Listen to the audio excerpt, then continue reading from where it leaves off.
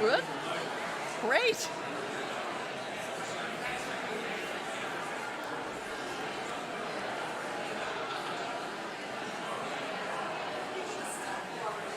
What? That's fine. Let's give it a few more minutes. I think so. So Kitty, the moderator, is going to be here. The speakers are over. You probably want the speakers who are going to be over there.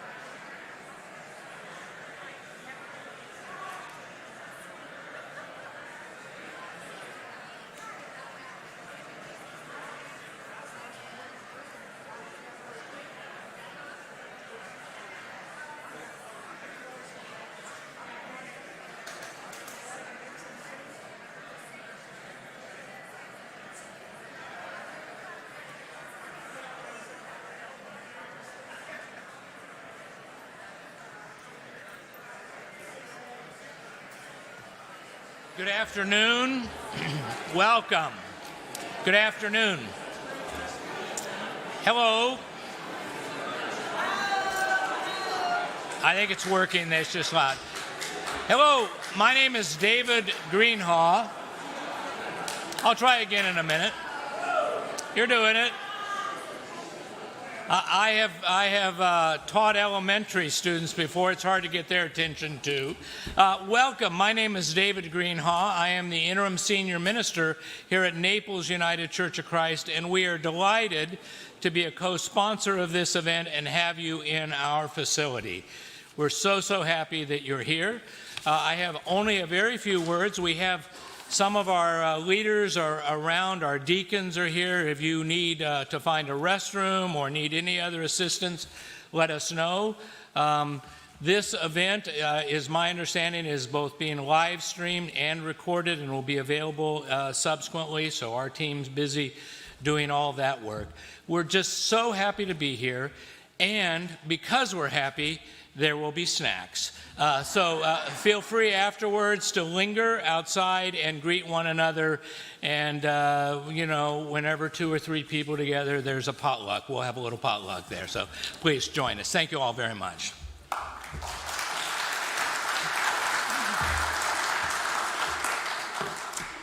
One more GNL housekeeping note.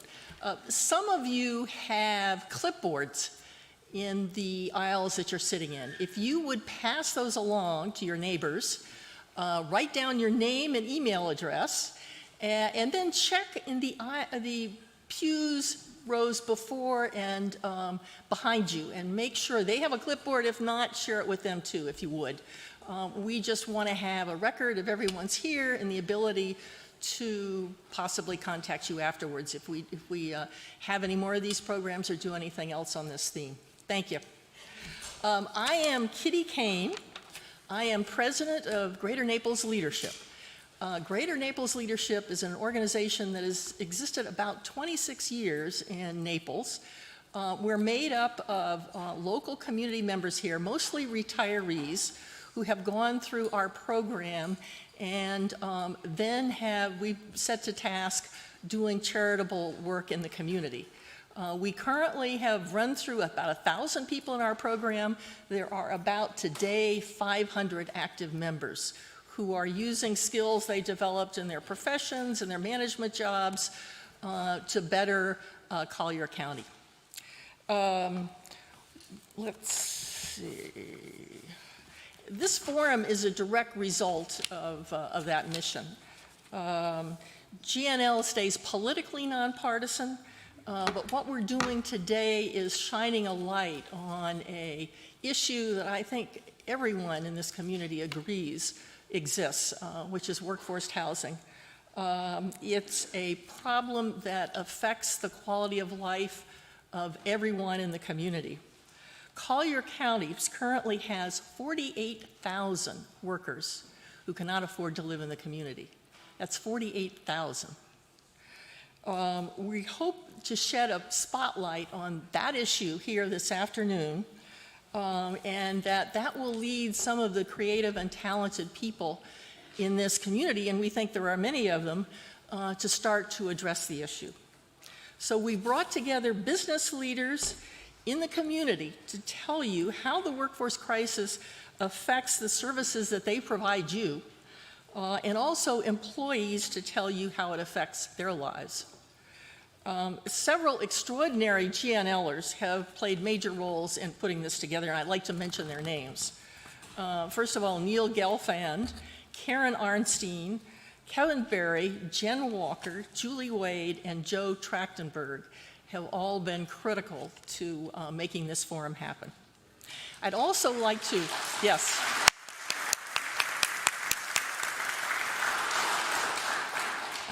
I'd also like to thank our co-sponsors who have been also very helpful in creating this forum. The Collier Community Foundation, the League of Women Voters of Collier County, NCH Healthcare System, and lastly, the Justice Committee of this church, the Naples United Church of Christ, who provided us with this wonderful meeting space. In addition, the Naples Daily News has been very helpful as our media sponsor. So we thank them all for their efforts.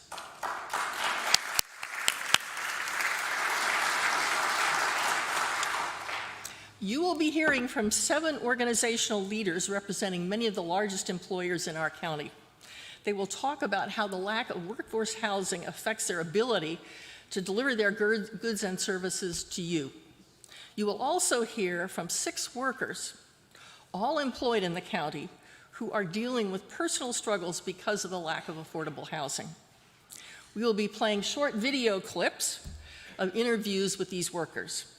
These clips include interviews we've done in a studio, one was a Zoom interview, and then an excerpt from the County Commissioners meeting on December 13th. With that introduction, let's get started. Our first speaker is Paul Hiltz. Paul is President and CEO of Naples NCH Healthcare System, which provides healthcare services for over 40,000 patients a year, anchored by 2 hospitals and an alliance of more than 700 independent physicians and medical facilities throughout Southwest Florida. Prior to joining NCH in 2019, Paul served as the president and CEO of Mercy Medical Center in Canton, Ohio. Paul also serves on the board of directors of the Greater Naples Chamber of Commerce.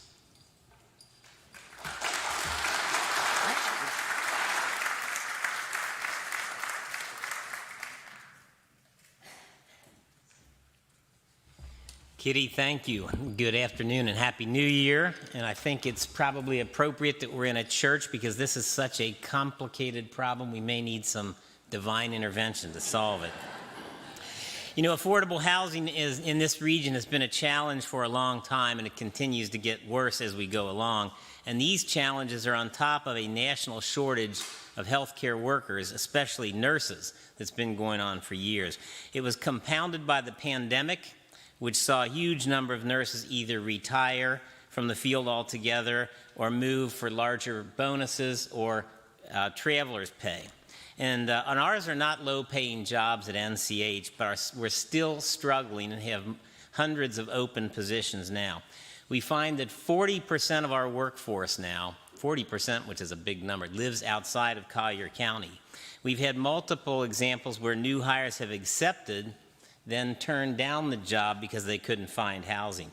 And this is not just affecting housekeepers and lower-paid employees. I mentioned to somebody before, you're talking about finding affordable housing in some cases for people that are earning close to 6-figure incomes.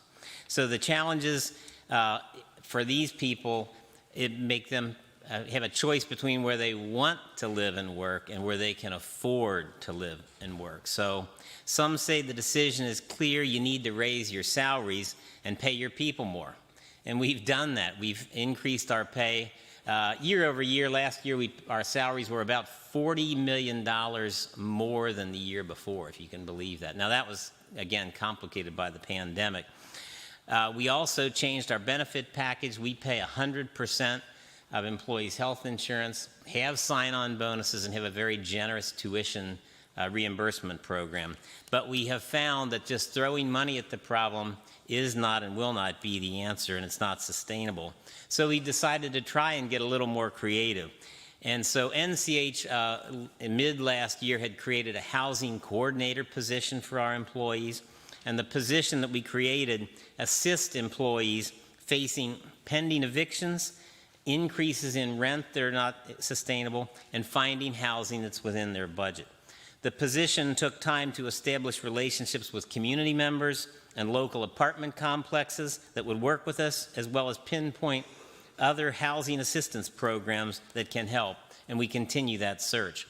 Our housing coordinator works with impacted staff members, and there's so much to consider for these employees looking for housing. Is it close enough? Will it meet the requirements we have for some positions to be within a certain drive time for on-call? And we look for fair and discounted rates for employees. We also are working with Habitat for Humanity. We help with applications to Habitat for Humanity. We've had several employees get assistance from that program, and then we have employees also volunteering with Habitat to be a part of the solution in building affordable homes. We've worked with home share opportunities and private home rentals. There are homeowners in our town and donors and so forth with NCH that have made affordable home sharing, which has been very helpful. And many of our own employees have offered to rent out a part of their home to their teammates. So we're trying to get as creative as we can. We've got discount and waivers negotiated and some corporate rates for more short-term seasonal workers with some of the hotels here. Hotels that would include things like kitchenettes and laundry facilities and that are pet-friendly. We've also helped employees that have home insecurity by going and helping them with grant applications through the Collier County Human Services. And we've worked with local realtors to help us with assisting employees who need that kind of assistance. And finally, we've helped by master leasing some hotel rooms and discount the rates for our employees. We're continuing to look for opportunities to do that, and even looking at creative ways where we may be able to develop additional, on land that we already have, maybe some additional apartment units. But I think today's meeting is really going to be the answer. I don't think the solution is going to come from one employer or the government. It's going to be partnerships between and among us, citizens, and the government. And NCH, with our 5,000 employees and 1,100 physicians, wants to be a key partner in helping solve this. So again, I thank GNL for calling this group together and giving us a chance to share some ideas. Thank you.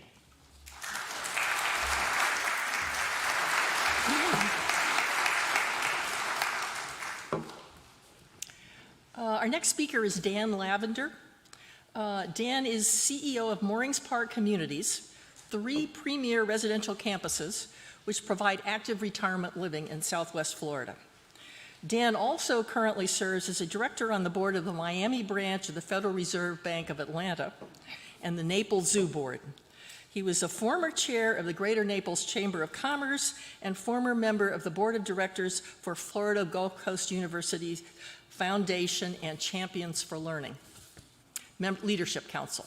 Dan was recognized as a 2013 Man of Distinction by Collier County Champions for Learning.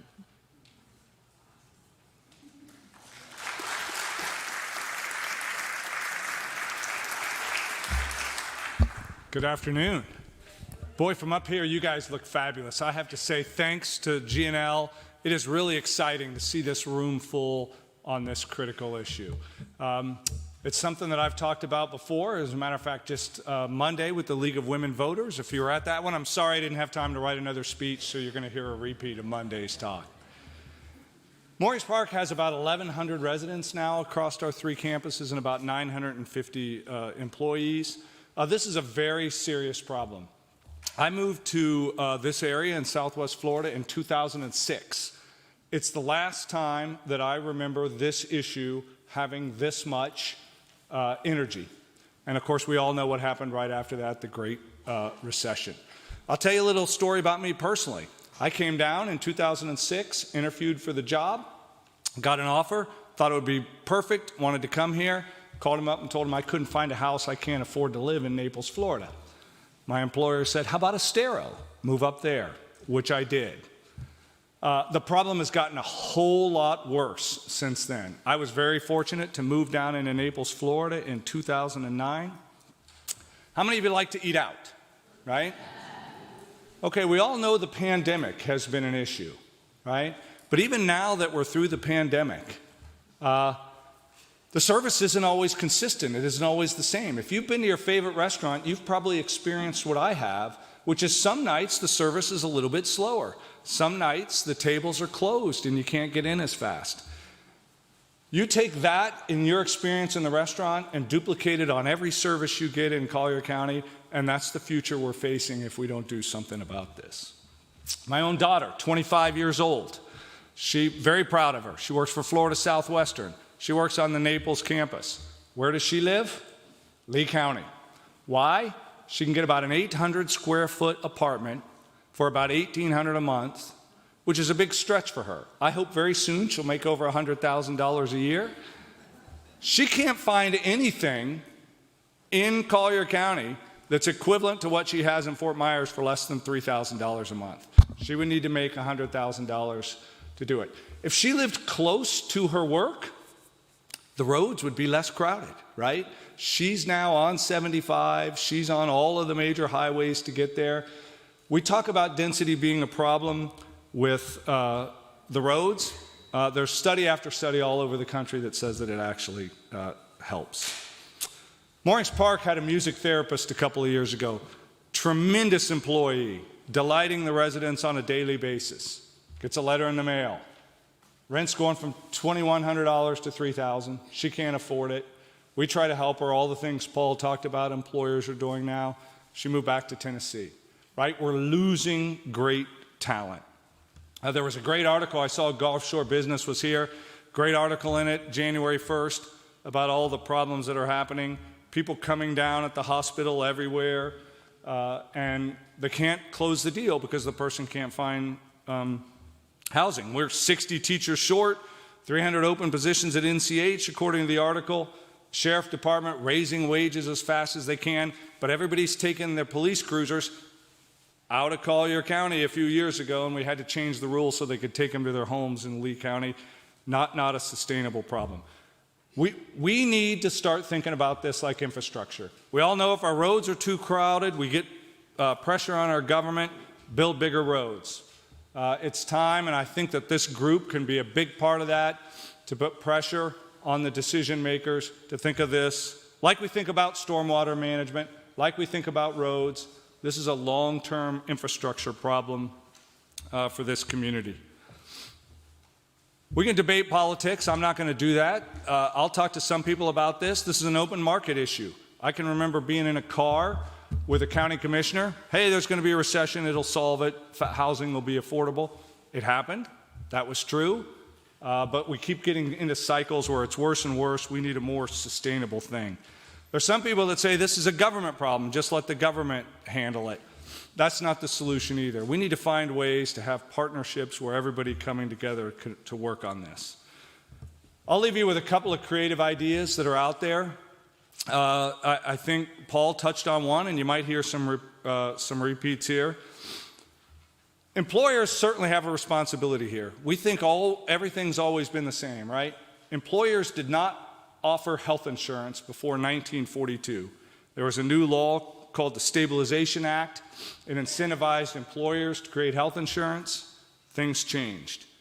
How about retirement accounts? They didn't exist before 1978. Something called the 401k came along.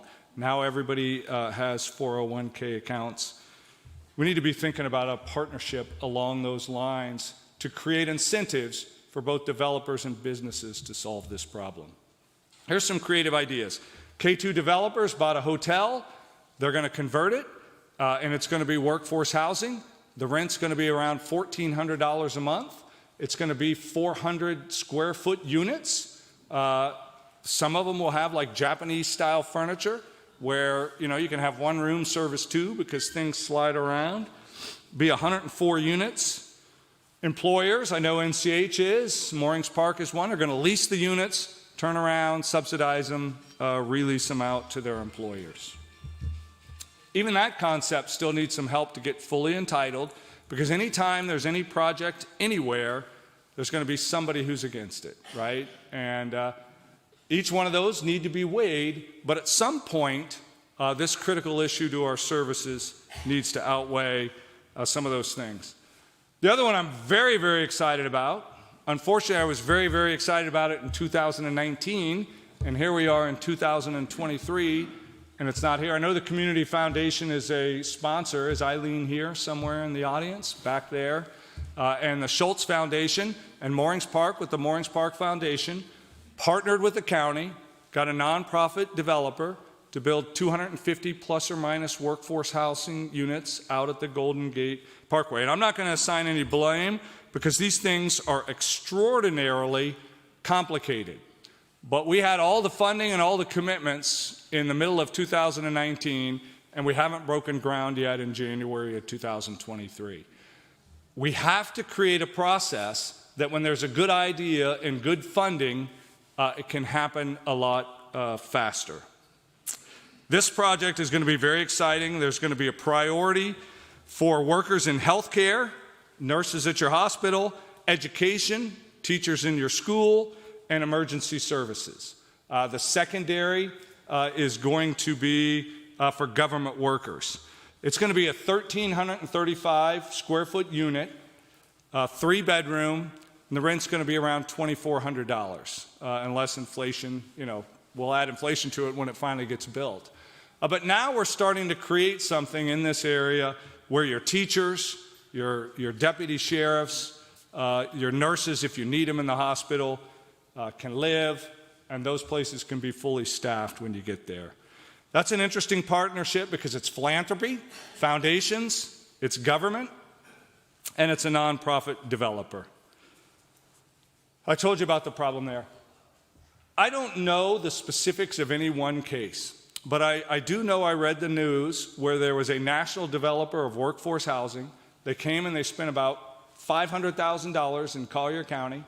They were going to build 300 units, and there was an outcry by the neighbors, and they left, and they didn't go forward with it. That might not have been a very good project. But as they exited and they were interviewed, they said, we're doing this all over the country. It's difficult to do in Collier County because you can't get a surety about the process. How much do we have to spend before we even get a yes or a no, right? And that's a problem that has to be solved.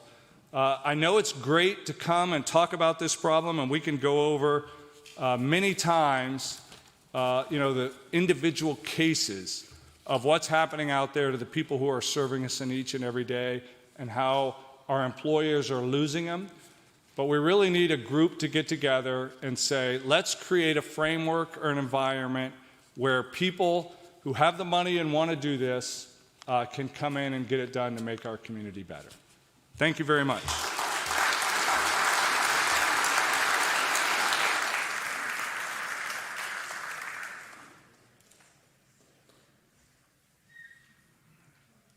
I'm currently teaching 4th grade at Lake Trafford Elementary School in Immokalee. I currently live in Fort Myers, right off of Colonial and Winkler. I work about 45 minutes to an hour from my house, depending on traffic. I have lived in Fort Myers since I started working for Collier County Public Schools, just because I have not ever been able to find affordable housing. Currently, I'm living in a 2-bedroom, 2-bathroom apartment with my son and my husband. We were lucky enough to find our apartment right before my son was born, and we moved in right after he was born. It was the only affordable housing we could find anywhere in the Lee or Collier County area, and we're still pushing it, and because we're both teachers. So my biggest concern is I would really love for my son to be able to go to school in the same district that we live in. I prefer Collier County over Lee County just because that's where I work. My husband is a permanent substitute for a few Naples schools, so he's driving an hour plus to get to work as well. So, and then childcare on top of that is just far for us. I am, like I said, I've been working for Collier County Public Schools now for 8 years, and it was never a consideration of mine to leave until very recently, having my newborn son.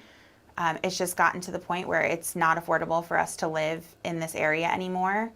If something were to happen and one of us was out of work, I had to go back to work early from my maternity leave in order to even afford to live where we're currently living. And to me, driving an hour plus, I'm also working an after-school position so that I can afford my rent.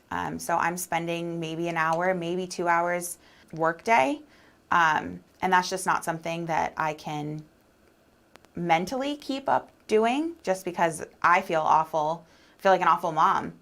Only getting to spend 2 hours with my 6-month-old is not my idea of a good time. And then last year, I believe that I'm an asset to Immokalee. I believe I'm an asset to Collier County Public Schools. I'm a Golden Apple winner. So a Golden Apple teacher is, the process is that you're nominated by your principal, and then you have a series of community members that come into your classroom and observe you out of, I think there were 66 other teachers this past year. And there were only 6 winners, and I was one of them. I was observed, I think, a total of 3 times by 8 different people, and that's how I won my award. By the end of everything working out with water and cable and everything, it's a little bit over $2,000 a month, I believe $2,100. I get paid bi-weekly, and that's a paycheck plus some from another paycheck. So that's one whole paycheck is totally gone to rent. I really would just love affordable housing. Like, I don't want to, I love Collier County. I've worked here, like I said. I've lived here now for almost 12 years. I moved down here in 2011. After I graduated high school, I started going to school at Florida Gulf Coast, and I just fell in love with Naples and Fort Myers. This is honestly just, I mean, I would love to raise my son here, and right now it's just not something we can afford to do. I've got coworkers who live all the way out in Cape Coral who are commuting into Immokalee or into Naples for work just because Cape Coral was more affordable housing. But with gas prices and with housing prices going up, we're not able to afford to come to work anymore.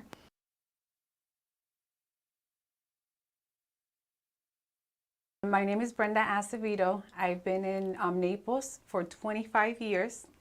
I am a mother of 5.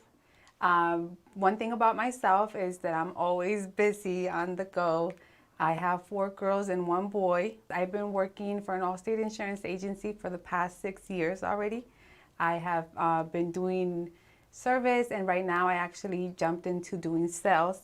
We just settled into a 2-bedroom apartment. I am not able to afford something bigger. So right now we are 6 people living in a 2-bedroom. 8 years ago, I made a promise to myself and to my children when I became single that I would not let them without a roof on top of their head and without food on the table. Once I was able to move into a 2-bedroom apartment, we were fine there for a couple of, for about a year or 2. And I was able to upgrade into a 3-bedroom as I got promoted at work. So that made it easier for me. And it wasn't until now, I actually just finished moving in today. We had a downgrade again because my rent was increased more than 50%, I want to say. Because at the moment, with everything has gone up so much, that was the only thing that I was able to afford, was to actually downgrade again. I would say that the way that I feel that I'm positioned right now is where I don't make enough to be able to afford a conventional home, but I also don't. I feel like I'm in that middle part where I make too much to get any type of financial assistance from anything, but I'm also not making enough to be able to afford to live comfortably. I have seen a lot of people have to move out because they have no other option but to move out to different counties, as this is just getting harder and harder to be able to afford a place to live.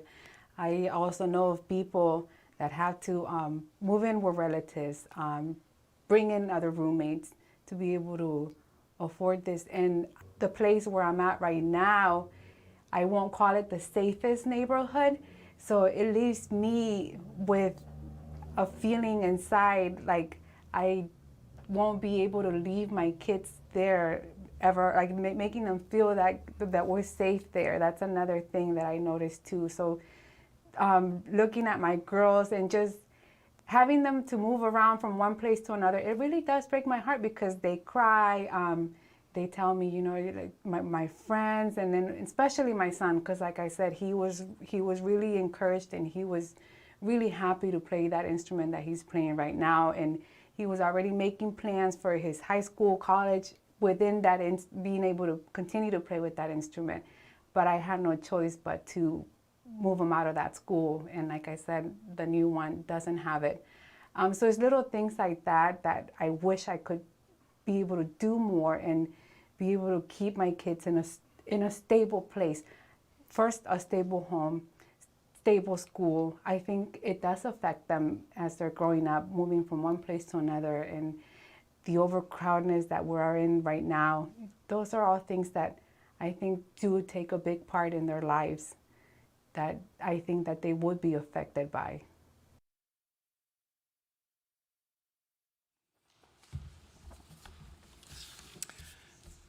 Our next speaker is Darlene Estes. She's a Director of Management Services at the Collier County Sheriff's Office, where she began her career in 1995. Darlene supervises and manages human resources, risk management, and the behavior health and training bureaus for the agency. During the last 28 years, Darlene has had the opportunity to work in a number of positions, including human resources, recruitment, and minority task force. Thank you. Good afternoon. I have been with the Sheriff's Office for 28 years, and therefore I've been dealing with this problem of affordable housing or lack of affordable housing for a very long time. And I've been on... Sorry? Can you hear me now? So I've served on many committees with some of the presenters that are here today on the same issue without coming to any real resolution. And the problem is becoming more challenging with retention and recruitment of qualified applicants for law enforcement and support staff. Sheriff Rambaugh's motto is service to others before self, both on and off duty. We encourage our members to get involved in their community, volunteer, participate in community events whenever possible. Unfortunately, about 23% of our members live outside of Collier County, predominantly because they cannot find affordable housing in Collier County. In our recruitment efforts, we highlight that we live in paradise. Come work for us. We have great schools, wonderful health care, beautiful beaches, clean and safe communities. We hire them, and when they arrive here, they realize they can't afford to live in paradise, and therefore must look elsewhere for affordable housing. Currently, I have 50 vacant positions out of the 1,277 members that I have at the agency. I've been fairly successful in hiring for the past year, hiring 10 to 12 members per month, but I'm also losing that many each month as well. The other side of the housing market here in Collier County is that our members who are near retirement age are realizing that they can make a lot of profit if they sell their homes because of the housing market, and they're taking advantage of that. So I'm losing members who are selling their homes for a huge profit and going to another community where they can buy a more affordable home. As a government agency, I'm limited in my budget, and we have set salaries, although they're fair and they're competitive. We routinely do salary surveys to ensure that we are competitive with other law enforcement agencies, and we have a very good benefit package as well.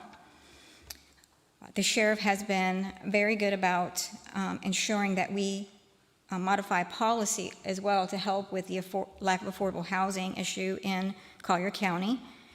We have approved hiring bonuses, $3,000 for certified members and $1,500 for civilians. And we've adjusted our policy for law enforcement officers that have assigned cars so that they're able to drive those cars into Lee and Hendry County if that is where they have to live. Also, in order to accommodate the staff shortage, we have gone to a 12-hour shift in most of law enforcement, corrections, dispatch, and other parts of the agency. So that's a 12-hour shift, long shift. And for those living outside the county, they have a very long commute, hour to an hour and a half. So add that to the beginning and the end of each shift, and that's a very long day. They work 3 consecutive 12-hour shifts, plus their commute times, before they get 1 day off. That's a long day. As far as recruitment goes, we traditionally recruited at job fairs and at colleges, trying to entice young professionals to come to Collier County. That's not been very fruitful over the past few years. The young professionals come with loan debt and not a lot of money to put down for first, last, and security on a rental property here. So we've changed that. We now have been more successful with recruiting from officers from up north that are retiring, where they can bring pension money or money from a sale from their home up north and can afford to either rent or buy property here in Collier County. Those applicants are better prepared to take on this type of market where there is very few affordable housing rentals or property. As far as the Collier County Sheriff's Office, thankfully, we have been able to continue our coverage of the county. There's been no negative issues as far as the community. We have been able to keep the crime rate low, and because of the good works of the men and women that work for the Sheriff's Office and our command staff, we have not suffered so far. That's all I have.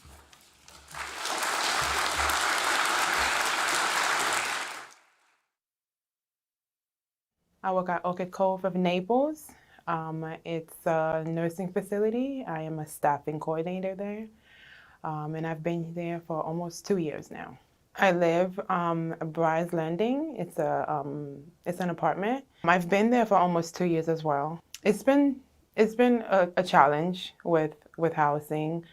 Before there, I was at a condo, and the owner of the condo decided to raise the rent sky high. And ever since then, it's been a challenge because where I'm at right now is a 2-bedroom, and I have a family of 3, and it's a little struggle. The place that I was at before, I came from paying $13 for a 3, and the owner brought it up to $27. I mean, every year I say the same thing. It can't get any harder. It can't get any worse than that, but unfortunately, the past 2-3 years, it has gotten worse. So right now, where I'm at now, I don't know how worse it could possibly get, because it's just, I feel like we are at the end. That's the reason why we don't have much workers. The amount that nurses were making, teachers were making, they can't afford to live here. A lot of them are having to move out of Naples to find affordable housing.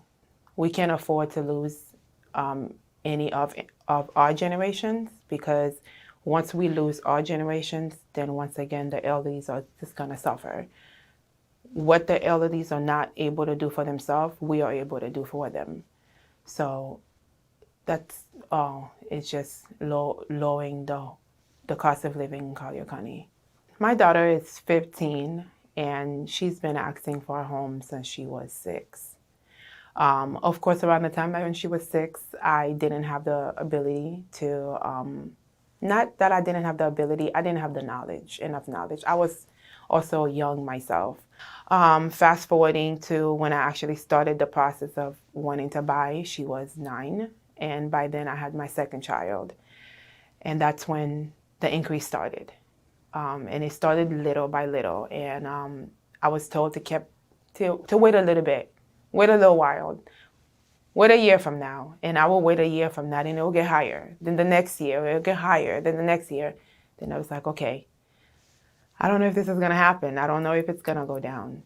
So fast forward to where we are now. It's to the roof. Now, I have no choice. There is no choice.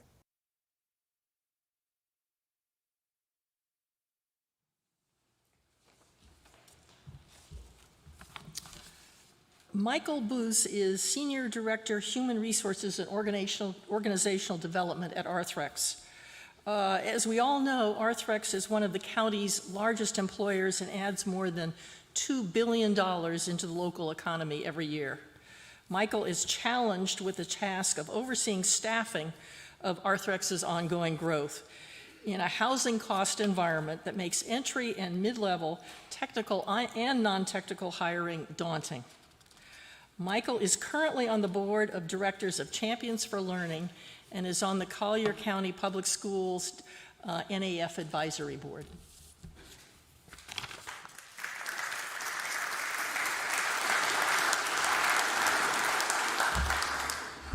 So thank you for the introduction. Thank you everyone for being here. It's my honor, obviously, to be representing Arthrex in this forum. And this is the second go round for me working on workforce housing and affordable housing conversations in Collier. Moved here about 2009, and then as the last group we put together really began to focus in on this issue, it was really enlightening to learn and see a community come together, and we talk about a solution. And sometimes people confuse solutions with answers. And I think as all of us from an employment standpoint have recognized, there may not be an answer to this issue, but there is a solution to this issue. And a solution is where we all come together and say it's not going to be the way I prefer, to what's to my best advantage, or to my family member's best advantage, or even to an individual employer's best advantage. But what it does speak to is what is in the long-term interest of the community and the type of lifestyle that we want to live and the culture that we want to live. Arthrex employs over 3,500 people in Southwest Florida. We have over 5,000 employees in the United States. We have about 7,000 employees globally. We're a medical device company, so we do a very unique thing in terms of making products that surgeons use then to make their patients' lives better. So helping surgeons treat their patients better is our mission statement. Our other mission statement, though, is regarding making people better. And that's really part of this initiative, is being a part of a community that is involved with making lives better for where we live, for our families, for our employees, their families, and for the neighborhoods in which we choose to live. As part of the last experience involved with workforce housing conversation, affordable housing conversation, I was fortunate enough to serve on a subcommittee which was related to transportation. And transportation is a significant portion of affordable housing. Because if we don't look at how we logistically manage moving people around the region, and a lot of this we look at as a regional issue, if we don't logistically look at how you move people around regionally, then you're not going to be able to do affordable housing. And so long-term planning activities, where do the roads go? Where does mass transit enter in? And we know in Southwest Florida, mass transit is very difficult to implement because of weather and because of preference and because of different shift schedules and all those things. But again, it comes back to solution versus answer. And the conversation that we're having regarding what can we lead to a solution, it's really impactful to come together and begin this conversation again. So to GNL, to Joe for reinvigorating this conversation, for Neil, for the county commissioners have been very supportive of Arthrex and our growth. And we have our corporate campus, which was recently expanded in North Naples. In addition to the medical device manufacturing or design, medical education we do, the training that we do for surgeons that come on site, we also do meeting and events on site now. We've got our manufacturing facility that's inland, our logistics center that's in Fort Myers, and we've been very appreciative of the support we've received from the community as well as the commissioners for that growth. But there's another piece of that growth that we need to do, which is really take a look at what do we do for our employees. You can cut and paste job titles into our stories from employers, whether it's nurses, whether it's engineers for us, whether it's hourly employees. And one of the things we've talked about recently is the word resilience. And for employers and all of us, we're coming up on 3 years of living with a pandemic. And no matter what your political thoughts are regarding the pandemic, we've all been impacted by the challenges and stresses that have come along with that. And then here, on top of that, right about the time we think that we're beginning to normalize, now we've got a hurricane. And what's that hurricane do to affordable housing? You take a tight market that already was limited in supply, and you shorten that even more so. So it's a tighter market, which what's that do to pricing? It increases pricing. What's that do to property insurance? And to our folks who've been doing the testimonial, what bravery, what vulnerability, what transparency to come forward and say, I am a hardworking person. I'm not doing anything wrong. I'm doing everything right. And yet I'm caught in forces that are beyond my control. I need community support to help us. And that's really where we think the mission for all of us to come together and drive that solution is going to be so important. We also, like other employers, we increased our total rewards package. So we did increases in wages. We did a very healthy merit increase last year to try and keep up with pace of cost of living for folks. We enhanced our PTO package. We have additional time off that people can take each year. But all those things, when push came to shove, weren't enough to pay increased rents, weren't necessarily enough to be able to pay for increased gas and to go to the grocery store. You know, those are things that are not optional. You have to have a place to live, you're going to have to eat, and as we talked about, you've got to be able to commute and get back and forth to work. So those are not optional choices that people are making in order to try and manage through this crisis. So we really appreciate it. Reinhold, our owner, our founder, our leadership has been committed in conversations regarding this, creating a solution for this for some time. We appreciate the other partners. We appreciate the employers, but we also appreciate the schools, the sheriff's department, the governmental agencies are involved in this as well, because we're all part of the community. And if we want this community to be something similar to what it is today, 5 years from now, 10 years from now, 20 years from now, a place where our children or our grandchildren choose to live, to take advantage of the lifestyle that we have, then we need to have a solution soon to make plans for those long-term developments, because otherwise those forces will change the nature of our community. Thank you.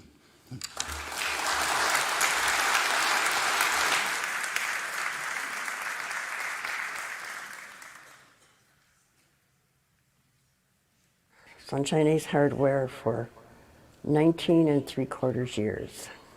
Been at this place about 12 years, and everything was fine up until this year. Before that, there are new owners now. They took over 3 months ago. And before that, they would raise my rent like $25 a year, monthly. But this year, with the new owners, I was paying $985, that's base. That doesn't include sewer, water, and all the rest of that. I was paying $985, which was in my price range, sort of. And they raised my rent from $985 to $1,850. And that's before trash, water, and sewer, so that's another $100. And that's way out of my price range. I tried to, I sent them an email, I sent them a fax, I wrote them a personal letter, and I did not get any response at all. It's called the Holdings Group up in Massachusetts, and nobody responded. And I talked to the girls in the office. They told me that they're just the messenger. So I got nowhere with them. I've tried getting apartments everywhere. I've called, I've gone to places. The one place I went to that was like 1,400 was 250 people on the waiting list. I called another place. They had 3,000 phone calls. They're not even doing a waiting list. They said just call every couple of minutes, and if something pops up, then maybe I can get it. There's just nothing, and all these places are going up in their rents too. They're increasing their rents. But the couple places I did find were around 1,400 that are in a safe area. I don't really have any family in town that are able to help me. I'm kind of pretty much on my own, and I have been for quite a while. We need affordable housing. The rent shouldn't have been raised that much to begin with. If it was raised to $50 or $100 or even $200, maybe I could have handled that, but over $800 is just way too much. Right now it doesn't look very good. No, I can't find, I'm running out of options. I've driven through mobile home parks, and I've been on everything on the internet. I've talked to everybody that I ever come in contact with in the store. And, you know, it's just, I'm kind of at my rope's end right now. That's what, it's finding a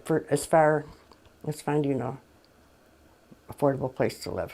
I already have talked to some people that told me like 3 different people have already moved out of town because they can't afford to stay here anymore. And they're, you know, like me, in the retail, middle income, whatever. So it's my home, I'm elderly and I'm comfortable where I'm at, and I couldn't afford it, or physically, or mentally, or financially, to pack up and leave and go somewhere else and start over. I'm too old to do that. And I love where I live. I did love where I live, let's put it that way.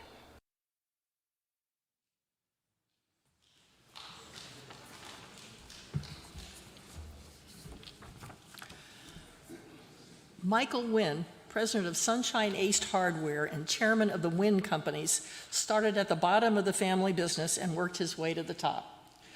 That family business has grown into the supermarket, hardware store, and real estate empire that exists today. Michael Wynn has served as chairman of the Greater Naples Chamber of Commerce and Leadership Collier Foundation. He is on the boards of directors for Mooring Park Communities and the NCH Healthcare System.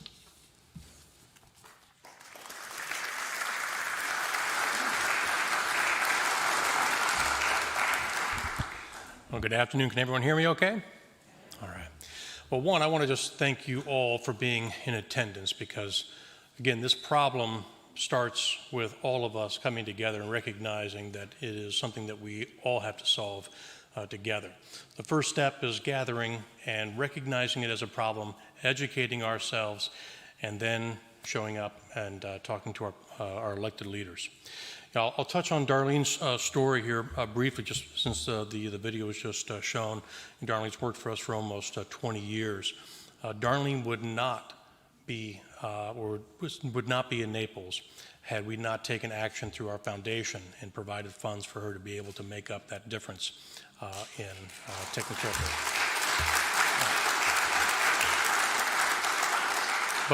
But these are temporary fixes. We are working hard to be able to make that happen. We have 750 associates between our retail locations, serving 6 counties from Tampa to Marco Island to Key Largo. And, these are people that feed you, that provide you helpful, knowledgeable answers when you come in to our stores. But they are also first responders. Many times after a hurricane, both food and on the home improvement side, our stores, we try to open within 24 hours of a storm passing to make sure that we're there to support our community. And we had this last time with Ian, many of those associates show up with standing waters in their home, still there to serve and help our customers. So these are people that are incredibly dedicated. But unfortunately, as you've heard from some of these previous presentations, are being impacted significantly by forces that are out of their control. And businesses like ours have stepped forth and raised rates again and again, multiple times in a year in some cases. We actually go out to the market, basically survey a number of national resources, localized data, our competitors, and basically we set kind of our benchmark to those new rates, and then, productivity has to follow. But there's a number of challenges that kind of play into this issue. That some are national demographics. The youngest baby boomer will be 65 by the year 2030, and as you heard from the sheriff's office earlier, many of those people are finding that they've got a lot of equity stored up in their home. As they sell and use that to fund retirement, that house is now reset at current market prices. So what was inventory for attainable housing now is shrinking and disappearing as part of that. Then also we have kind of our growth for this region and this area in particular. For Collier County, our projected growth, according to the Florida Chamber, between now and 2030 is about 72,000 new residents. That means we need, using their ratios, about 42,000 new homes, many of which will be needed for those service personnel that take care of you in so many different ways. Problem is that inventory is shrinking, not growing. And then you also heard about the challenges with Irma and Ian. Many of these storms impact the housing that is older and most affordable for those workers, and therefore that inventory continues to shrink, especially with this last storm with Ian. Many of those storms were not at the FEMA flood levels and were devastated, and now as they are reset and have to be rebuilt, will not be able to, many of those people will not be able to afford to be able to stay there. And then, of course, just overall market demand in general. You know, one other example, you heard Darlene's story, but another example that we had for an associate had a rent of $1,800 a month. That was increased by $1,000 a month to $2,800. Again, that's a $12,000 a year increase. If you factor in what they would need to make before taxes, that's a $6.50 an hour raise for one individual.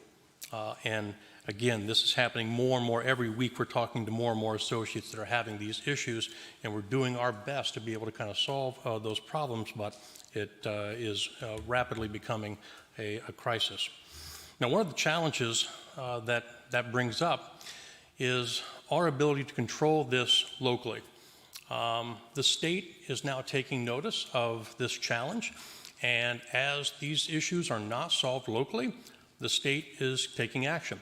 So there is a bill, one of the first bills that I believe will be proposed on the Senate floor coming up here soon, will be on attainable housing. And a couple different things that they're considering is, one, a proposal to redirect general revenue funds and the service charge on dock stamps that goes to the general revenue fund for the next 10 years to provide about $1.5 billion for the State Department Incentive Loan Program, or SAILS as they call it, looking at increased grants for ad valorem tax for older established projects to help the Florida Housing Financing Corp., increased job growth grants, and so forth. But back to my earlier point about local control. One of the key elements of the bill is creating flexibility for developers to build in critical need areas by limiting local government control that might deny projects based on zoning, height, or other density reasons. I would much rather work together and solve those problems here locally than to have the state intervene because it has reached those crisis levels. Again, you have a growing population, new businesses being added, a shrinking workforce pool. We're all fighting for the same people, and we're pretty much just taking and stealing them from each other. And then as that happens, you have diminished service times, increased wait times, et cetera, ultimately where we do not have the capacity to serve the existing population. Again, we've worked very hard to try to solve this problem here, but when you look at some of the stats, it's problematic. If you're not familiar with the website that the Florida Chamber puts out, I would encourage you to go and access that site. It's called the floridascorecard.org. It has some incredible information there, some great charts by county, by state. But here's just a couple facts that they had on their website this morning. Basically, 58%, this is for Collier County, and this is for renters only, 58% of renters pay 30% or more in their take-home pay in housing costs. 30% pay 50% or more. We're also ranked 55th out of 67 counties for homeowner insurance affordability. Those are real challenges that we've got to find a way to overcome. What we've done in the interim is obviously raise rates, but as you've heard before, we've stepped forward and we try to make sure that our people know when you have a problem, when you get that rental notice, call us. Let us know what we can do to be able to help you. We work with the Community Foundation of Collier County. We have a dedicated fund that only benefits our associates. And through that, we grant amounts up to $10,000 to be able to help associates in their time of need. Just recently, we added rental assistance to that, and that's how Darlene was able to stay in her place.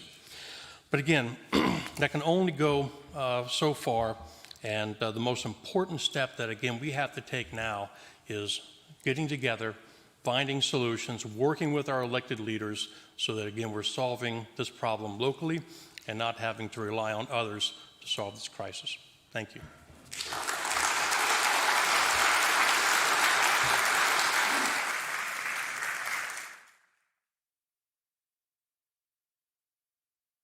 every situation. We're blessed by God.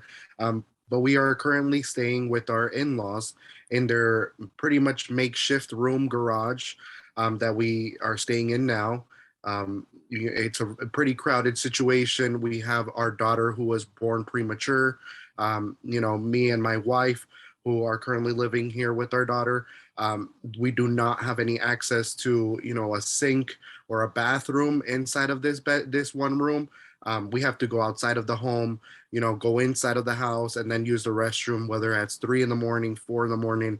We still have to do that to make sure that we can have access to a bathroom or a sink since, babies are a little bit messy. And living in this type of situation with a newborn is difficult.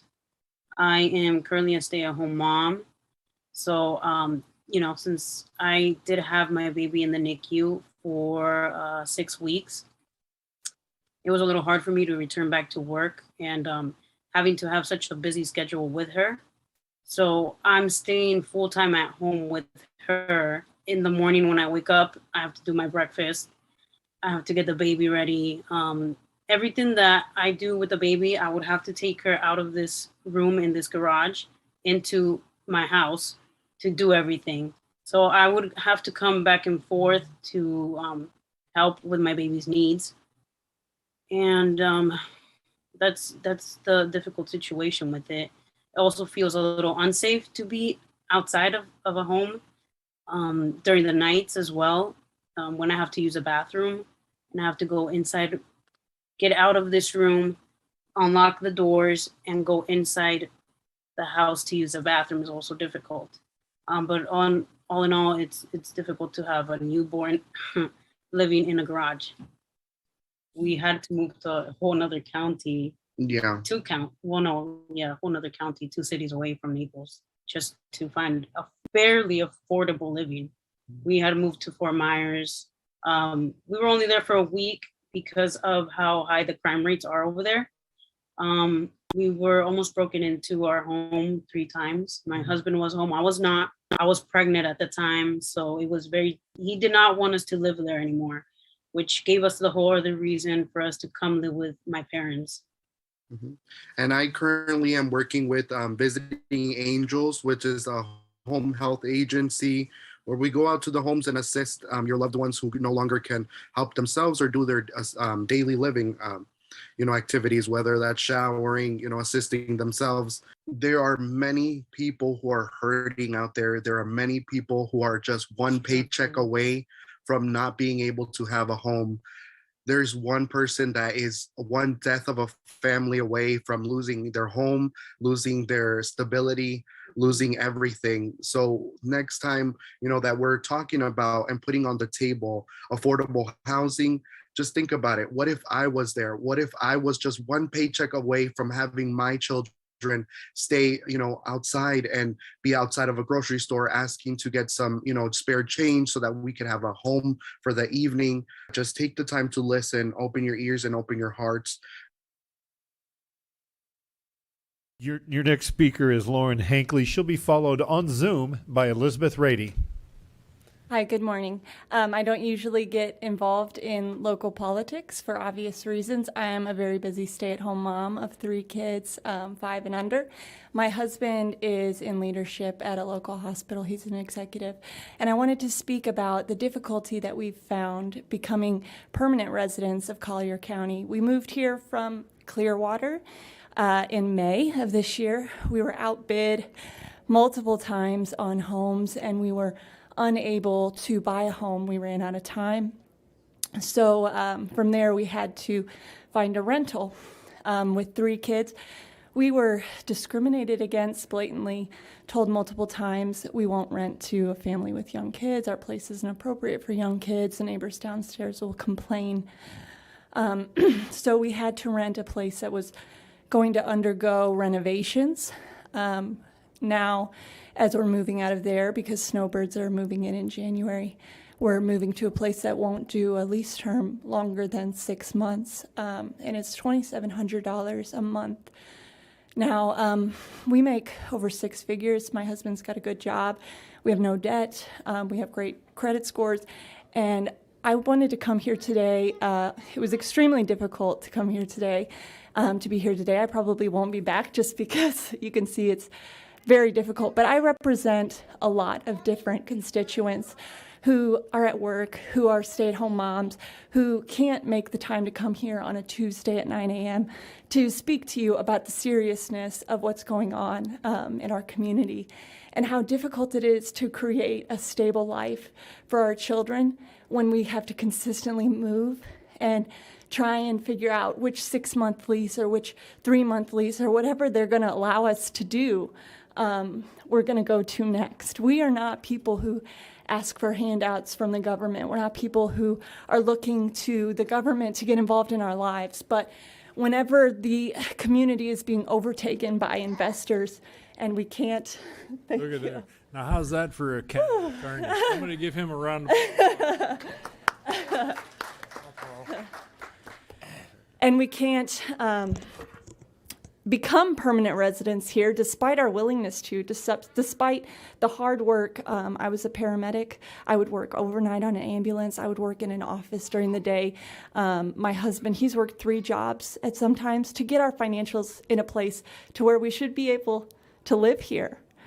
But even with our circumstances, we're having a hard time. So I can't imagine for people who don't have 2 parents in the home, for people who just physically can't get here today. I wanted to come here despite how hard it was, just to represent on their behalf that the sampling here is biased. People who can be here are here. So I just wanted to be a reminder that we're out here. Thank you.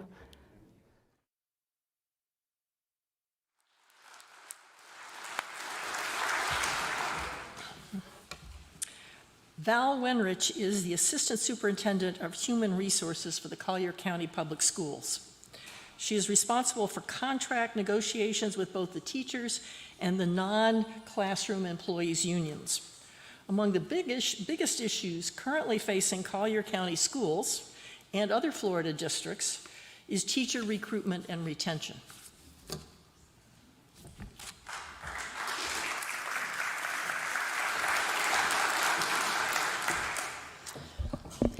Thank you. I'm honored to be here with all of these wonderful employers that we support, your employees by our students. Challenges and solutions for we call essential housing, because we're beyond the affordability. We have employees who make very good salaries that struggle to live in Collier County. So it is essential that we have solutions for this issue. As the largest employer, we have about 6,800 employees currently. It fluctuates, sometimes up to 7,000. But we're vested in doing everything possible to support the recruitment of the most talented employees, which in turn benefits the overall economics of Collier County as our students become your amazing employees. One of the factors considered by all of our prospective employees is that the cost and availability of the housing in our area. Out of the 6,800 employees, more than 16% this year, last year it was 22% of our employees drive from outside of Collier County. That's well over 1,000, and some as far as Broward, Dade, Charlotte, and I have an executive that drives from Matlacha. That's a 2.5-hour commute. Current and prospective employees must be confident in their ability to find affordable housing and essential housing to meet their needs and the needs of their families. Like we say for students, they must Maslow before they bloom. So employees must have their physiological needs met: food, water, shelter, clothing, safety, belonging, esteem, self-actualization needs to be met before they can engage and be present at work for our customers, which are your children, your grandchildren, our students. Housing and food insecurity due to the rising costs and availability of housing create a mindset of survival, which can pull their focus from engagement and belonging to our organization. Many of our employees live in uncertainty every day, and they may be okay today, they may not be okay tomorrow as rents go up $1,000 without notice, where those that are able to buy a condominium or a home are told they are unable to rent because their HOAs won't allow it. The lack of available housing and rising costs, so they have to make a decision. Do they stay and struggle, or do they leave and survive? We are not lacking interest, though. We have a lot of snowbirds, and we have a lot of folks who are retiring from up north, and our applications are coming in droves. But connecting them with the community and the resources that we have here that meet their physiological needs has been a struggle. For example, just this last week, we've had 5 prospective employees who have been searching since October to find a home to move here, have had to decline their employment with us because they have an inability to find a home or even a rental. And it really wasn't cost for these employees. Since the hurricane, this has magnified the issue. We have 150 staff members who are still currently homeless due to storm damage, and our former and wonderful superintendent is currently homeless due to that storm damage and struggling to find a place to live. The district has been diligent in taking steps to overcome these challenges. We maintain an extremely competitive salary. We are the second highest in the state for teachers at $50,000 for a starting teacher. We've been giving 25% increases over the last 4 years for all of our employees. We have free health insurance for our employees. We do tuition reimbursement so that the employees can succeed and grow in their position so they can get themselves out of a struggle. We do see employees who refuse our increases because they meet the benefit cliff, which means that they will lose their subsidized childcare or their subsidized housing or their subsidized food. Supplemental earning for our employees. We have coaching supplements. We repurpose some of our employees to do multiple jobs and pay them for that. We provide excellent learning environments for our employees, and we have grow your own programs and career ladders for instructional and non-instructional so they can create their own career pipeline and hopefully have longevity with the district. Despite all these benefits of living in Collier County and working for the school district, the availability of affordable housing and workforce housing is still a concern. Keep in mind, we do not create a product or a widget. We serve sensitive population of customers, your children and your grandchildren. And we're keeping them safe and thriving in is our number one priority. We can't serve less students. We can't turn them away. Growing class sizes due to lack of instructional staff, combining courses to ensure there are certified teachers is something that we've had to use as a solution. We work hard to keep our environment safe and engaging for all of our students, and we keep that, but the lack of staff is becoming extremely difficult, and we're going to extreme ways so that family and students do not feel the impact of that lack of staff. But how long will that last? A dedicated staff member has been hired in human resources to support all employees, especially new that struggle with housing, and we call him the roommate match man. And he also helps with daily expenses and making connections with our local religious community and our nonprofits for those physiological needs. We do a lot of food handout and housing, clothing and commingling sheltering. We will soon see an impact of that lack of staff to serve meals, drive buses, supervise students on playgrounds and field trips. The impact, if this continues, will have to be the reduction of activities, sports, events, fine arts, field trips, and that impact is great. And your students and children benefit from all of those. Utilizing existing staff to cover multiple positions and responsibility has caused an emotional and psychological burden on our employees. We have seen a 45% increase in our emotional wellness program and the utilization of our counseling programs. We are now seeking a creative recruitment, and we will be seeking J1 visa foreign country teachers who are certified to fill some of our vacancies because we're out of options. We are committed to doing our part in continuing to make Collier County the greatest place to live and work. To assist in this, we have a career website and resources and information for not only future employees, but trailing spouses who may be coming to the other employers in the county, that we can support them, their families, and their children. We share an essential housing information website, grants and programs that are available to our employees to assist them in finding a home or buying a home. Many of our employees took advantage of a county program of essential housing at the Allura project, which is on the north side of town, but they're concerned the other shoe will drop. How long will those rents stay where they are? We have under our former board, thankfully to them, they have created a request for information out to our community. And that request for information was to see what developers might be interested in developing temporary housing for our essential workers of the county, not just teachers.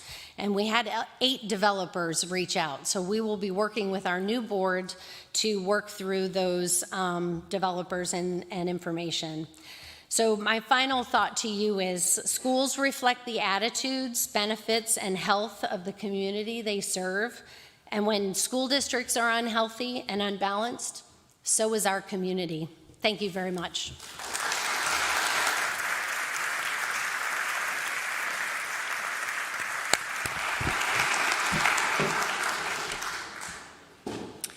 Tony Ridgway has been called the patriarch of Naples fine dining and has celebrated over 50 years as a leading Naples chef restaurateur.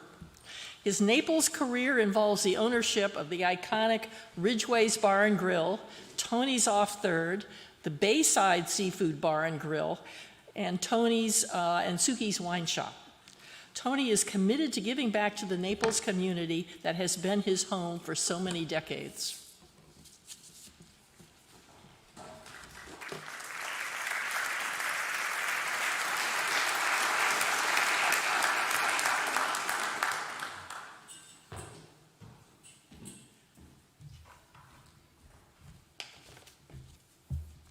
Wow. I have one of those personalities that the longer I listen, the more angst arises inside my soul. And I hope many of you have had that same reaction this past hour and a half, where you've had that anxiety within your body just come to the forefront. I have been in the restaurant business in Naples since the 4th of October of 1971. I first visited Naples for Christmas break in December of 1962. I come to you not as an official representative of the restaurant industry, but as an individual who has faced the vagaries and realities of housing these past 5 decades. The problem grew as the city and county grew. The problem grew as the wealth and its disparities grew. The problem grew as the workforce began to move eastward into the county. The problem grew as those who could effect change chose not to. Some months ago, I announced to my family and members of my businesses that I wanted to become involved in solving the housing crisis. My epiphany arose after discussion with one of the Ridgway Bar and Grill customers of long term. He asked me about housing for our staff and how the crisis affected them and us, and perhaps you also. He simply stated that perhaps it was time that he and his friends put some significant dollars toward solving the problem. His forward-thinking statement goaded me into a new area of activity, one that I am and was totally ill-equipped to solve. I spoke with my daughter Caroline, who was a very well-connected young professional in Collier County. She knew of individuals who were very familiar with the problem and the attempts to solve the problem. Caroline set up numerous meetings. I spoke with people that I knew well, that I had known for decades and trusted. Many of them had made efforts in the past that met no progress. I met with people whose names I had only heard, who were deeply entrenched in the process of trying to solve the housing crisis. Like many, my goals were well-intentioned. Bottom line, I had neither the knowledge nor the ability as a restaurant owner and operator to solve the problem. This forum, with the initial support it has attracted, evidenced by the number of participants, will hopefully spread the message we hear today. A bit of perspective. In my early restaurant career, the Chef's Garden and Truffles, and if you know those names, you have been here a while, occupied the same space as the current Ridgeway Bar and Grill. In the late 1970s to 80s, it was not uncommon for our staff to find housing within the Old Naples neighborhood. Guest houses, second properties, or unused properties were readily available. Many of our employees lived within a few minutes' drive or walk to their place of employment. Those days are so far in the past.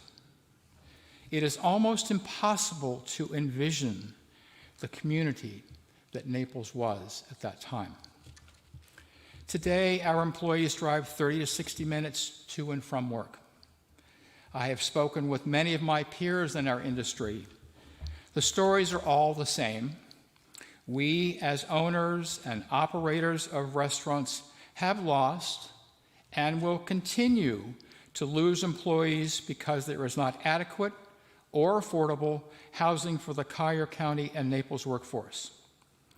That is a strong statement, which has been made numerous times today, and the one that each of us must listen to and spread as far as we can. Here is what I know from the discussions and observations relative to our own staff at Ridgeway and Bayside and Tony's. About 15% of our staff own their own houses. There are very few who have purchased houses within the past years, and if they have, there is a common factor. One, they have a strong sense of saving. They also have at least 2 wage earners in the family, one of whom makes a pretty serious wage. They are committed individuals who are greatly assisted by a 5% down payment that help them versus the standard 20%. Many people in this community would simply say, well, why can't everybody do that? The answer is simple. If you make $18 to $25 an hour, no matter how many hours you work, you can't save enough to purchase or rent in Collier County. Here are some further observations. Many, if not most, kitchen employees work 2 full-time jobs. Many servers work 2 full-time jobs or work at restaurants that serve both lunch and dinner and are therefore able to work 9 to 11 shifts a week. For those of us who are employers, overtime becomes our best friend and our worst enemy. It is often the only way to fully staff the restaurants. Dan Lavender spoke about that earlier, fully staffed or not fully staffed. We must pay what it takes to get the job done. The restaurant industry has always been known as the service industry. Many small businesses in Naples offer a variety of services as well. Each of us have our definition of what service might be. Is it the cashier at the grocery? Is it the person offering a manicure or a pedicure? Is it the yard person? Is it the plumber, or is it the electrician, or is it any one of hundreds of circumstances where each of us require someone to come to our assistance to serve us? Asking for tasks to be accomplished is a way of life. As I've grown older, I ask more often and more easily for assistance. There was a time I mowed my own yard. That is no longer the case. In the restaurant industry, service is key. It is what we do. We prepare and we serve you food and beverage. The service of that food and beverage is dependent upon an adequate, skilled staff to create the food, to prepare the desserts, to do the line work. I would love to have each of you have the opportunity to watch a cooking line in a very busy restaurant. It is truly magic. It can be very quiet. It is always fast-paced. It is almost always hot.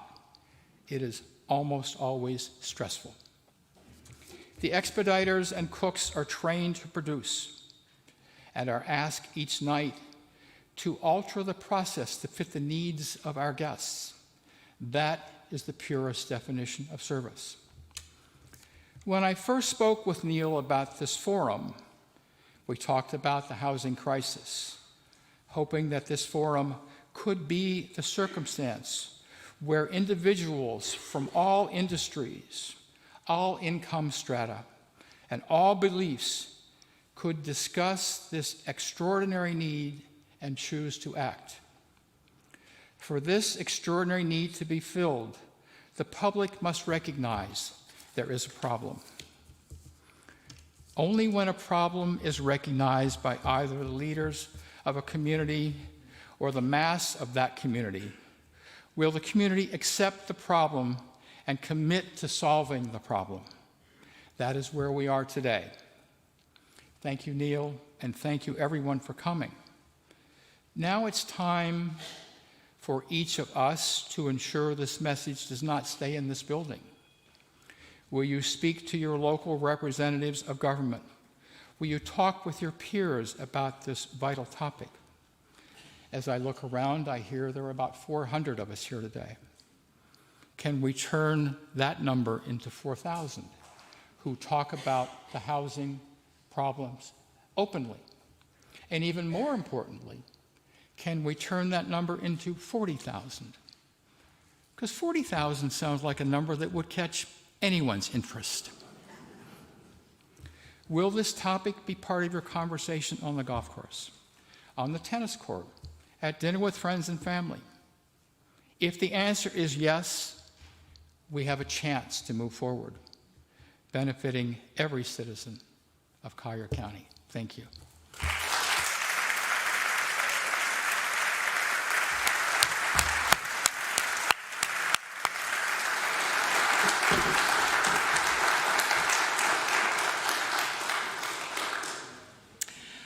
Before Joe Trachtenberg closes, we're lucky enough to have several people in the audience who provided their video testimony.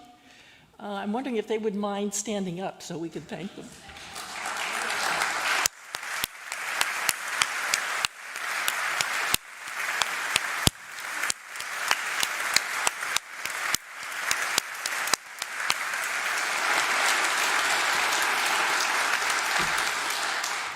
Thanks very much.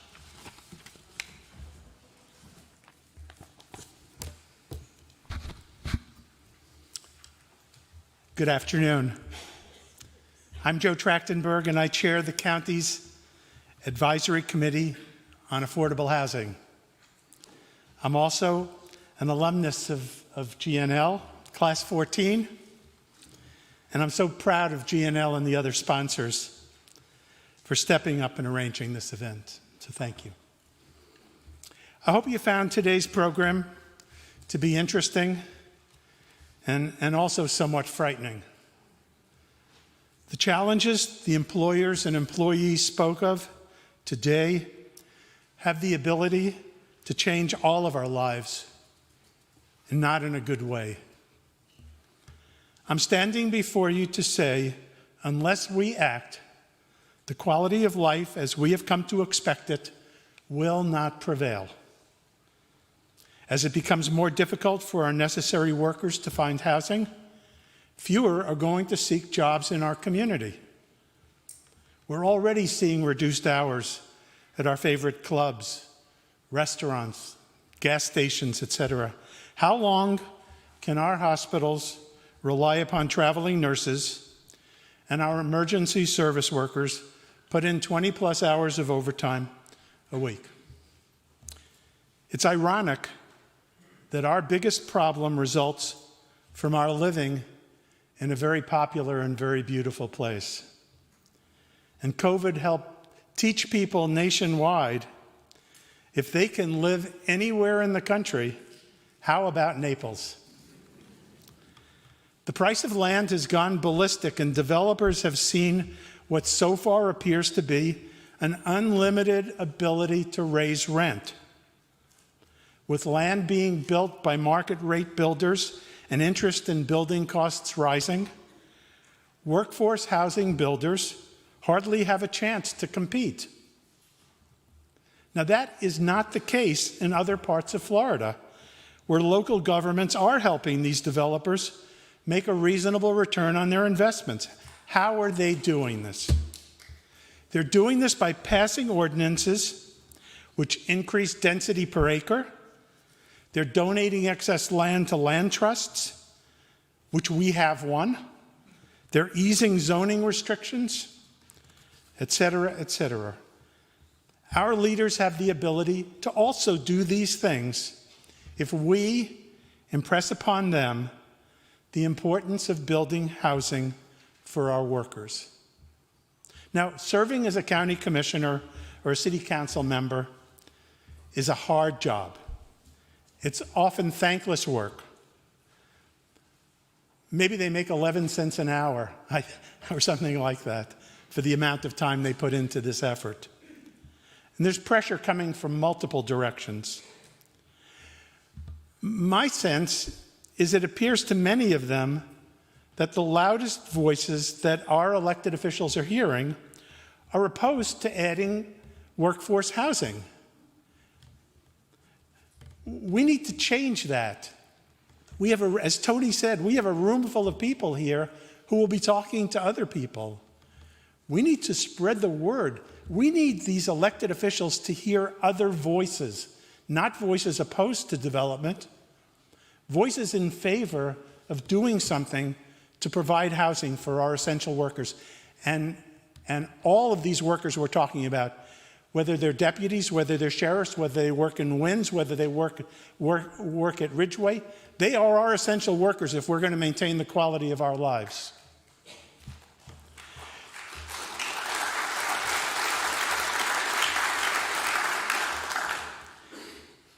There's a lot of confusion about what workforce housing means. Nothing could be further from the truth than false visions of deteriorating, crime-ridden projects. That's why we're holding this forum today, to raise awareness so our elected officials will support and pass the necessary legislation to attract developers to Collier County. Now, as Tony suggested, hinted at, there's another complementary way to get this done. And the Collier Foundation, the Scholes Foundation, Moorings Park Foundation have done some of it. Naples and Collier County have beautiful parks. We have outstanding arts and entertainment venues. We have highly respected healthcare facilities.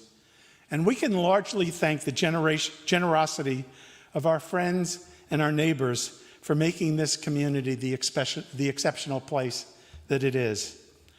Perhaps it's time now for some of that generosity, some of that wealth to go into the building of first-class housing for our doctors, our nurses, our teachers, our emergency service workers, our restaurant employees, and all the other folks that are, as I said, are providing this essential comfort and care that we require. Now today, 48,000 workers in Collier County commute to their jobs from other counties. They're either to the north of us in Lee and Hendry, they're to the east of us in Miami-Dade and Broward and so forth. Be assured that they would love to reduce the 3 hours or so a day they spend in their cars every single day. Every commuting Collier County employee or worker has his eyes open for a good job near home. Lee and Hendry counties have been the beneficiaries of incredibly good training in our offices, in our restaurants, and especially in our government centers. The significant number of incredibly well-trained city and county employees we have lost to government agencies elsewhere is deeply painful, especially when these jobs locally continue to go unfilled. This is a big problem which will only get bigger. To put it into further perspective, last year a consultant hired by the city of Naples estimated we were 10,000 housing units short in Collier County, and that wasn't a fixed number. That number's growing by 500 or 1,000 units every single year. Now you can help recognizing it exists and committing yourselves to do something about it. Today's program handout contains contact information for our elected officials. If you agree we have a serious problem, please make your feelings known. If together we don't open our windows and demand changes, I guarantee this crisis will get worse. One more month, it will be the 6-year anniversary of the consultant that Collier County hired, ULI, to provide a report of how to resolve the affordable housing problems in Collier County. This was 2017. Most of the recommendations that were made then are still not adopted, and we need them to be adopted now. I want to join with Kitty. I want to thank our speakers for participating today by telling their stories. I hope they have inspired you to realize that there really will be a big price to be paid for our inaction. I want to thank again our sponsors, and in particular the Naples United Church of Christ, who's generally hosting us here today. We were originally going to be at Telford Hall at NCH when we thought we'd have 200 people show up, and we're delighted to have over 400 in this room. So that's just wonderful. I want to acknowledge again Greater Naples leadership and President Kitty Kane for recognizing the existence of this crisis and agreeing to do something about it, again, along with the other sponsors. And most of all, and I truly mean most of all, thank you all for taking the time out of your busy days today to come and listen to these stories.